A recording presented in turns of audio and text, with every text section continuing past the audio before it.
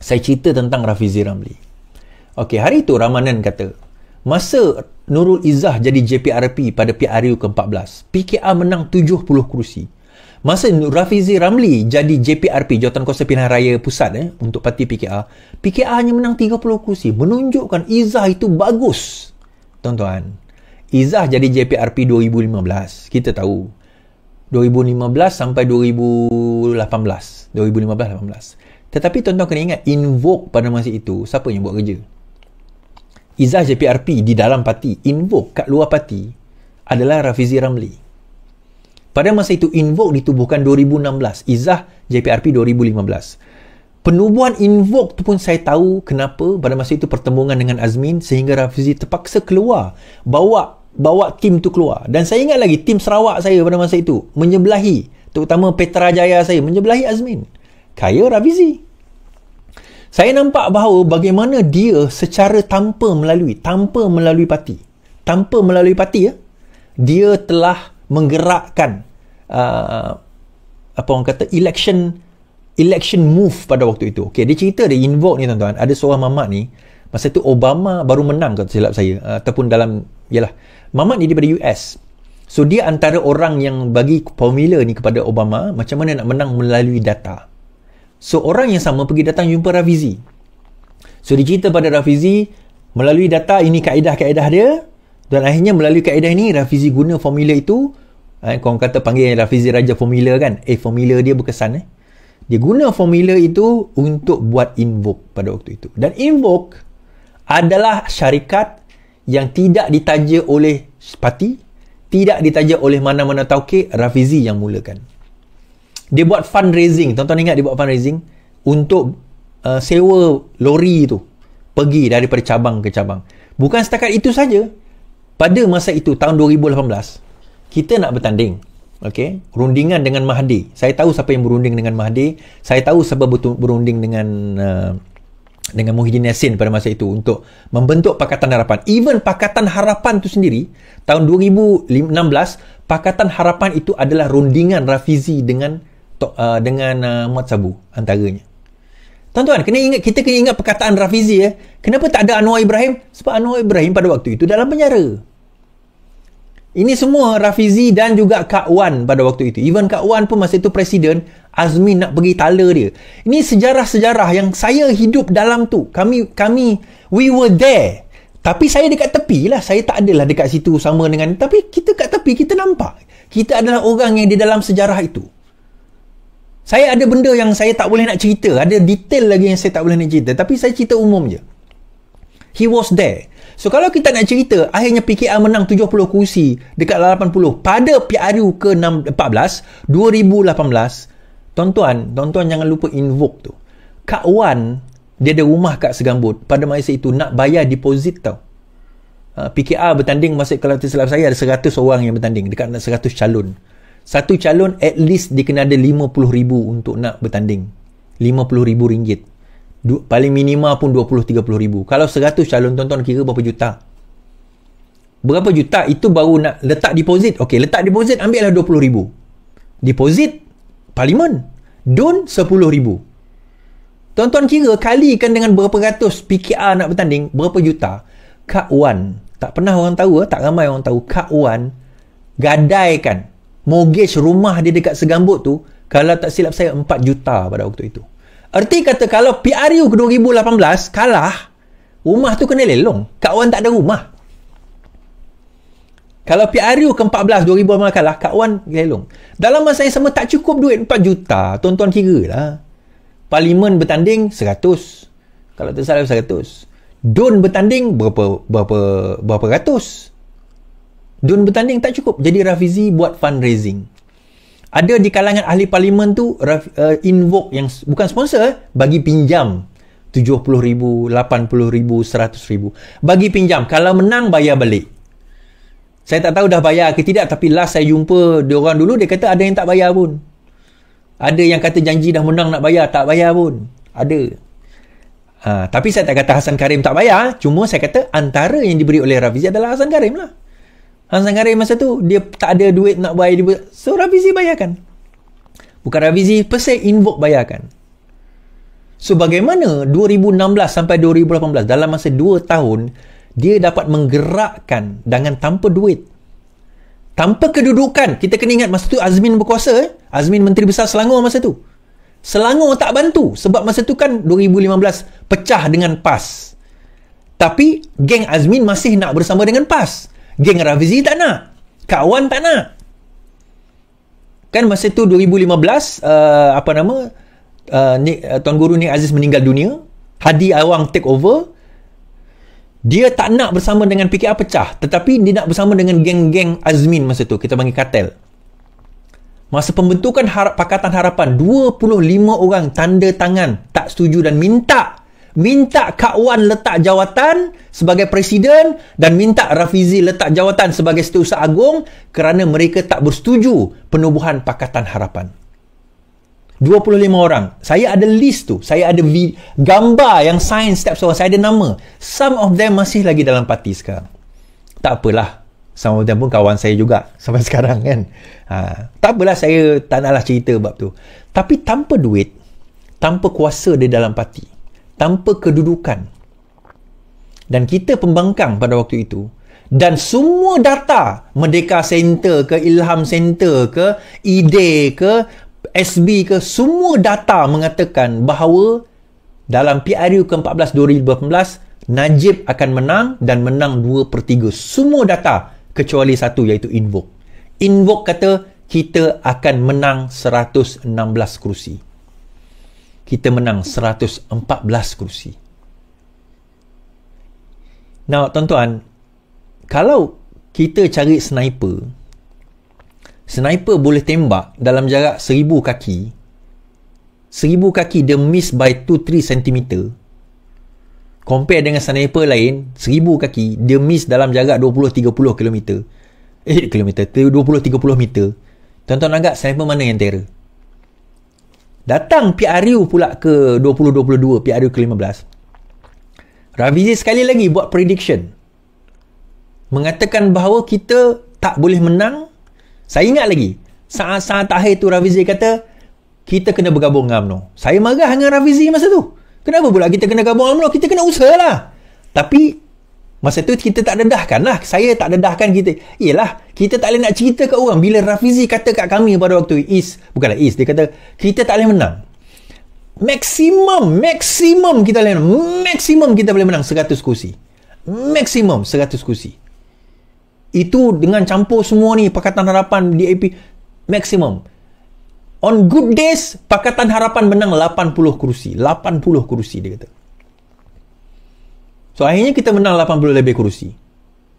Dan the only way, saya marah betul dengan Rafizi masa tu bila dia kata kita kena gabung dengan UMNO. Saya marah dengan dia.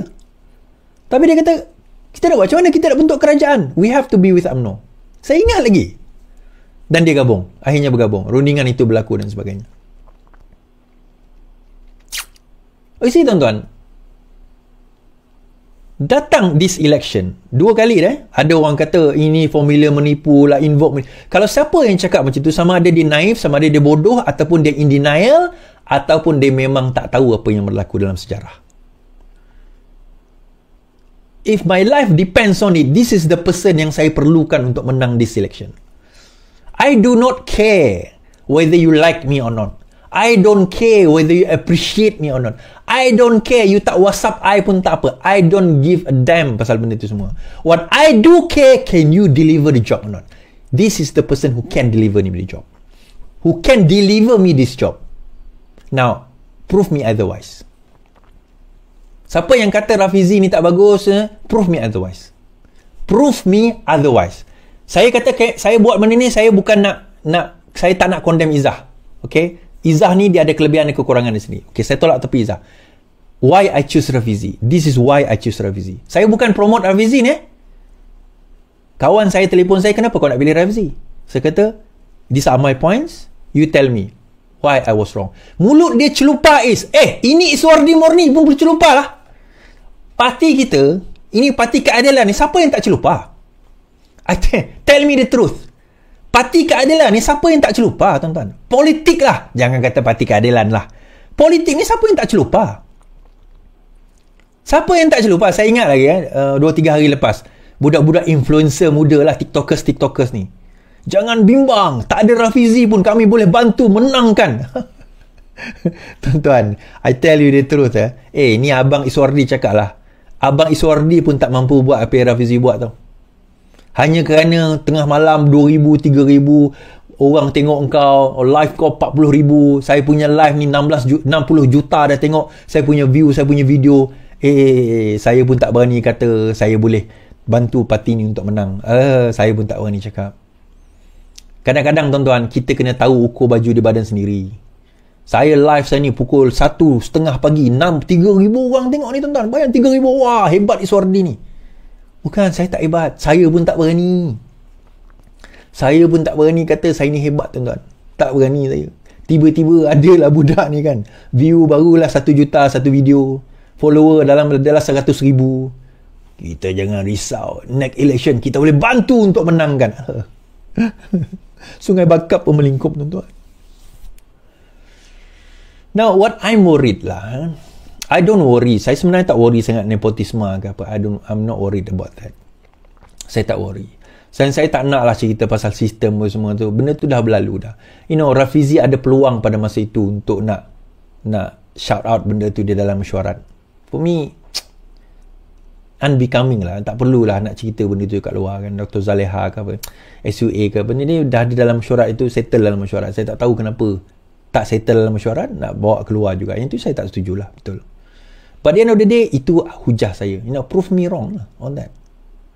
Prove me wrong.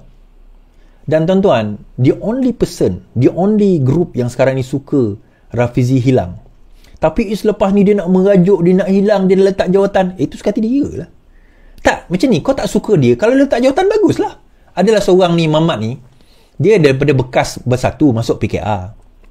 Tak tahu pun kita punya budaya macam mana. PKR ni lah parti yang bising. PKR ni parti yang bising tuan-tuan. Daripada dulu kita memang parti kalau tak terbang meja, tak terbang kerusi, tak gaduh, tak bertumbuk, tak sah. Ini sebab kita tak tahu bertumbuk, ini biasa. Ini tuan-tuan kira okey lah. Dulu kami lagi teruk. Ini kita okey. Dulu lagi teruk. Kan? Ini okey ni. Trust me, this is okay. Ini okey. This is PKR. Inilah dia parti keadilan. Tapi adalah seorang Mamat ni dia kata, siapa-siapa saja boleh jadi general perang. Kalau semua boleh jadi general, tak adalah kita ada private. Semua private tu akan jadi general. General ni bukan semua orang boleh jadi general, tuan-tuan. Bukan semua orang boleh jadi general. Saya sendiri pun tak berani kata saya boleh jadi general. Kita faham macam mana nak mengukur baju di badan kita sendiri. Itulah kadang-kadang orang-orang yang terpaling ni sebenarnya dia orang sendiri tak melalui apa yang kita lalui. Tak tahulah tuan-tuan, mungkin sebab dia berada dalam keadaan kita dah menang, kita dah kerajaan kan. Dia tak berada pada zaman kita kena heret orang, kita kena heret oleh polis satu hal lah. Tapi kita kena heret setiap kempen itu.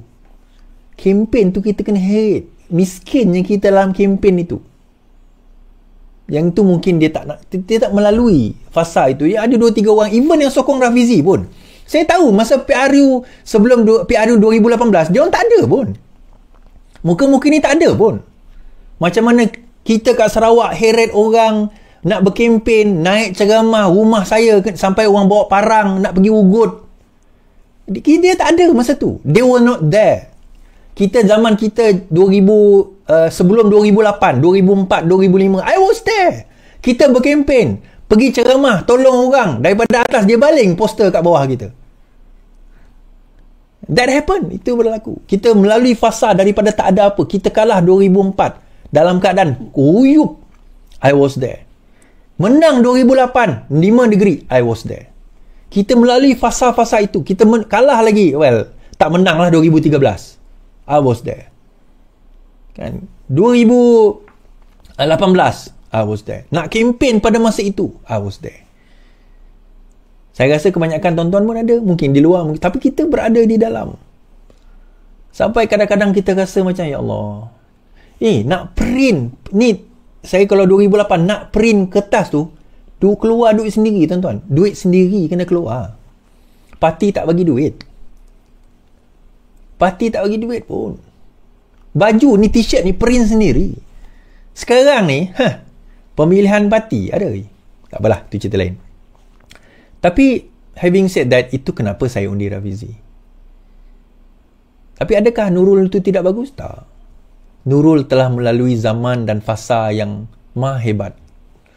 Dia telah melalui fasa dan zaman yang tuan-tuan tak merasa. Tuan-tuan boleh cerita lah, sedap, ini Nurul macam ni, macam tu, nepotisme. Tuan-tuan bayangkan 11 tahun bapak dia dalam penjara. 11 tahun bapak dia dalam penjara. Tuan-tuan tak faham ni. 11 tahun bapak dia dalam penjara. You don't understand. 6 tahun campur 5 tahun, 11 tahun bapak dia dalam penjara. Dia membesar, majoriti hidup dia, waktu dia membesar, dia tak jumpa bapak dia. Tuan-tuan faham tak? Daripada umur dia pada masa itu 18 tahun sampai 11 tahun kemudian 30 lebih tahun dia tak jumpa bapak dia. Do you understand that? Tuan-tuan faham tak? Ini orang yang melalui fasa itu. So, kadang-kadang kita nak attack Nurul pun berpada-pada lah.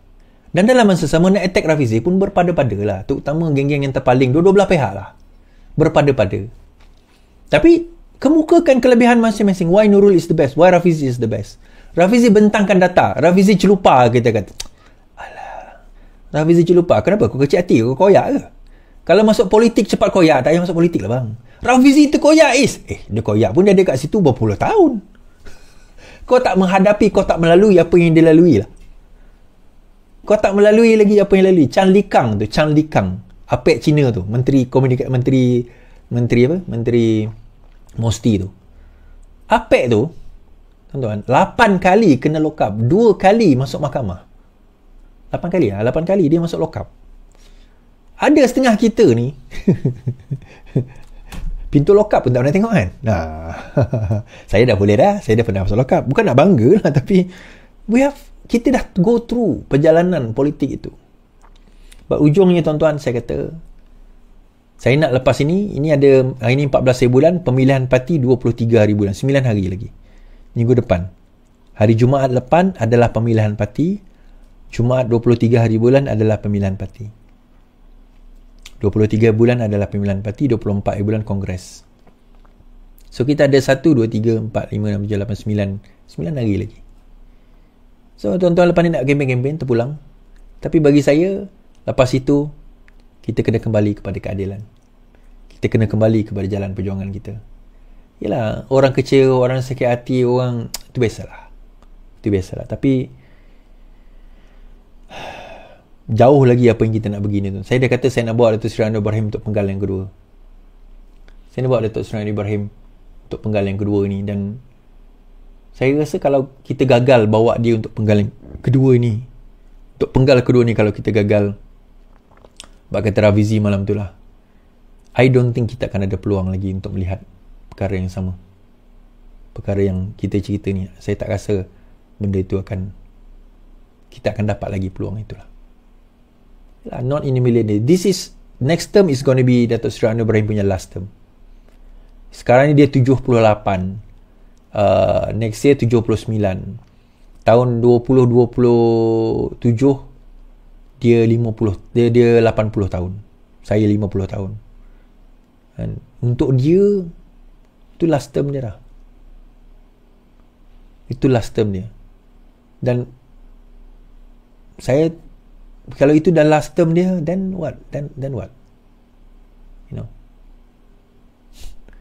Then what? Apa yang kita nak kena buat lepas tu? Sebelum tu apa kita nak buat? Apa nak kita nak memastikan dia nak jadi Perdana Menteri ni? Data Rafizi dah mentang, saya tak minat lah nak go through data. Was the data correct? Yeah, the data was correct. Apa data yang dia bentangku? Betul. Saya tak nak argue lah betul berapa persen lah. Kalau orang tu kata data itu tipu, no, you come up with better data. Berikan better data. Because data Merdeka Center pun lebih kurang je. Give me better data. Kalau tak ada, then shut up. Ini tuan-tuan, doktor datang kat kita ni. Doktor datang. Dia kata, tuan, saya dah buat diagnostik, kita dah buat test semua, tuan ada kanser. Tuan ada kanser tahap 1. You have two choices. You can deny or you can treat. Saya kata, you ada dua choice je, dua pilihan je. Kamu boleh menidakkan, saya tak ada kanser, kamu penipu doktor. Atau, doktor, apa saya kena buat? Tahap 1 ni macam mana? Boleh rawat ke tidak? You have two choices. Now, doktor dah bagi tahu kamu diagnostik. You have two choices. You can deny all you want. Tak adalah, penipu lah Rafizi ni, data tak betul lah dan sebagainya. You can deny all you want. Or, start thinking, alamak, apa kita kena buat? Daripada dulu lagi saya terfikir, sebab tu saya buat live ni tuan-tuan saya terfikir, kenapa, macam mana cara kita nak tarik sokongan pengundi atas pagar yang Melayu? Macam mana? So saya, data tu ada, tapi saya tak tahu macam mana. So ini contribution saya lah, salah satu lah, small portion. Tapi saya nak nampak AMK tahun ini akan kena nampak lebih agresif. Angkatan Muda Keadilan. Kalau tidak, sia-sia lah. Kan, sia-sia lah. Angkatan Muda Keadilan kita ni, sebelum inilah, saya nampak terlalu lembik lah. Budak-budak muda sekarang ni, sorry to say lah, dia bukan macam zaman-zaman kami pacik-pacik, the grunges, the metalhead semua ni kan. So mungkin korang dengar lagu-lagu yang macam tu kan. Tak apalah. Okay lah tuan-tuan, itu daripada saya. InsyaAllah, terima kasih saya ucapkan lah. Dengarlah pakcik mebel tengah malam ni kan. Dengarlah saya mebel tengah malam ni. Terima kasih saya ucapkan. Dan hashtag kita keadilan lepas ni. Kembali kita. Dan kita teruskan menyokong Pakatan Harapan sebagai anggota Murbah di sini. Selamat malam. Selamat beristirahat, yang penting lawan tetap lawan. Assalamualaikum.